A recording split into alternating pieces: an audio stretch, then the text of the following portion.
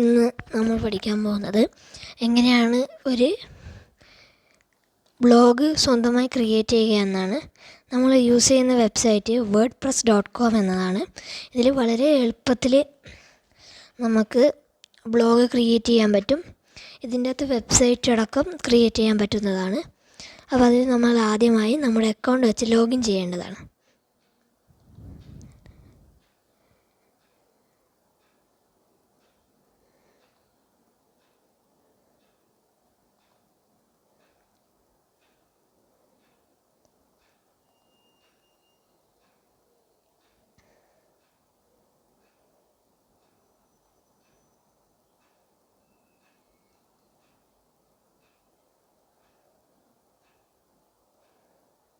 Login ചെയ്തതിന് ശേഷം നമുക്ക് വരിക ഇതുപോലുള്ളൊരു വിൻഡോ ആണ്. ഇതിൻ്റെ അകത്ത് ചൂസ് യുവർ ഡൊമെയിൻസ് എന്നാണ്. അപ്പോൾ നിങ്ങൾക്ക് ഏത് പേരിലാണ് നമ്മുടെ വെബ്സൈറ്റിൻ്റെ ലിങ്ക് അഡ്രസ്സ് എങ്ങനെയാണ് വരേണ്ടത് എന്നാണ് ഇവിടെ സെലക്ട് ചെയ്യേണ്ടത്. നിങ്ങളുടെ പേര് വെച്ചിട്ടോ അല്ലെങ്കിൽ നിങ്ങളുടെ ബിസിനസ് ആണെങ്കിൽ ബിസിനസ് വെച്ചിട്ടോ എന്താണോ നിങ്ങളുടെ ആവശ്യം അതിനനുസരിച്ചിട്ടുള്ള ഡൊമെയിൻസ് നമുക്ക് ഇവിടുന്ന് ക്രിയേറ്റ് ചെയ്യാവുന്നതാണ്. ഇപ്പോൾ തൽക്കാലം ഞാൻ എൻ്റെ പേര് വെച്ചിട്ടാണ് ഇവിടെ ഡൊമെയിൻ സെർച്ച് ചെയ്യുന്നത്. അപ്പോൾ ഇവിടെ ആദ്യം വരുന്നത് കണ്ടില്ലേ, ഇവിടെ ഇപ്പോൾ തന്നെ കുറേ ഡൊമെയിൻസ് ഇവിടെ കാണാവുന്നതാണ്. ഇവിടെ താഴെയുള്ളത് വായിച്ചു നോക്കുക. ഇത് ആനുവൽ പെയ്ഡാണ്, ഇതും പെയ്ഡാണ്. അപ്പോൾ നമുക്ക് പെയ്ഡ് ഇല്ലാത്ത ഫ്രീ ഉള്ളത് ഇവിടെ കിട്ടുന്നതാണ്. താഴോട്ട് നോക്കിയാൽ ഇവിടെ ഫ്രീ എന്ന് എഴുതിയിട്ടുണ്ടാവും, അത് നമ്മൾ സെലക്ട് ചെയ്യുകയാണ്. പെയ്ഡായിട്ടാണെങ്കിൽ നമ്മൾ പെയ്ഡ് ചെയ്തിട്ട് ഓരോ ഡൊമെയിൻ നമ്മൾ എടുക്കേണ്ടി വരും. ഇപ്പോൾ നമുക്ക് ഫ്രീ എടുക്കാം. ഇവിടെ സെലക്ട് ക്ലിക്ക് ചെയ്യുക. അപ്പോൾ ഇവിടെ നമ്മുടെ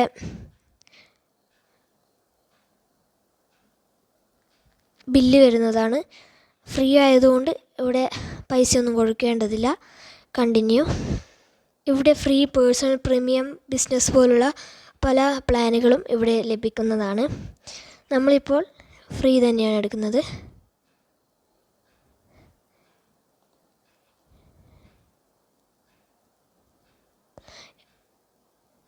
പിന്നെ ഇവിടെ ശ്രദ്ധിക്കേണ്ടത് 1 GB സ്റ്റോറേജ് മാത്രമാണ് നമുക്കിതിൻ്റെ അകത്ത് കിട്ടുക. Unlimited pages for user and visitors. ഇത്രയും കാര്യങ്ങൾ മാത്രമാണ് നമുക്ക് ഈ ഫ്രീ വഴി യൂസ് ചെയ്യുമ്പോൾ കിട്ടുന്നത്. 1 GB സ്റ്റോറേജ് മാത്രമാണ് കിട്ടുന്നത്. നമ്മൾ പേഴ്സണൽ എടുക്കുകയാണെങ്കിൽ 6 GB കിട്ടുന്നതാണ്. 13 GB പ്രീമിയത്തിലും 50 GB മുതൽ 100 GB 150 GB അടക്കം നമുക്ക് ബിസിനസ്സിൽ നമുക്ക് യൂസ് ചെയ്യാൻ പറ്റും. നമുക്ക് അത്യാവശ്യ യൂസേഴ്സിനുള്ള 1 GB വേണ്ടു. അപ്പോൾ നമുക്ക് സ്റ്റാർട്ട് വിത്ത് ഫ്രീ തന്നെ ക്ലിക്ക് ചെയ്യാണ്.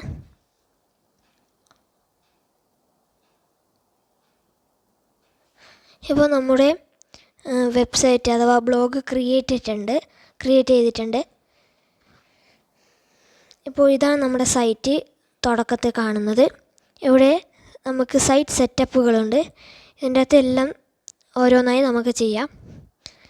ഇപ്പോൾ തന്നെ നമ്മൾ ലോഗിൻ ചെയ്യുമ്പോഴത്തേക്കും ഇമെയിൽ വെരിഫൈ ചെയ്തിട്ടുണ്ട്. ഇനി സൈറ്റിനൊരു നെയിം കൊടുക്കാം. അതിനിവിടെ ക്ലിക്ക് ചെയ്യുക.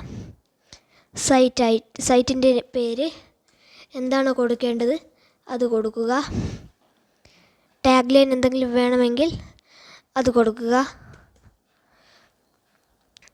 പിന്നീട് നമുക്ക് ലോഗോ വേണമെങ്കിൽ ലോഗോ കൊടുക്കാം.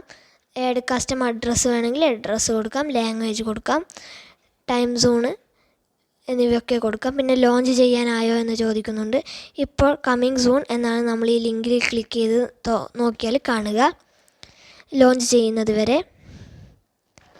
ക്ലാസിക് സ്റ്റൈല്, ഡീഫോൾട്ട് സ്റ്റൈല്, ഇത് നമ്മുടെ ഡാഷ്ബോർഡിനെ കുറിച്ചിട്ടുള്ളതാണ്. ഇതൊക്കെ നമുക്ക് ആവശ്യമുള്ള രീതിയിൽ നമുക്ക് കസ്റ്റമൈസ് ചെയ്യാം. ഇതിനുശേഷം നമ്മൾ സേവ് സെറ്റിങ്സ് കൊടുക്കുകയാണ്. സെറ്റിങ്സ് സേവ്ഡ് സക്സസ്ഫുള്ളി എന്ന് കാണാം. നെക്സ്റ്റ് സ്റ്റെപ്പ് ക്ലിക്ക് ചെയ്യുക.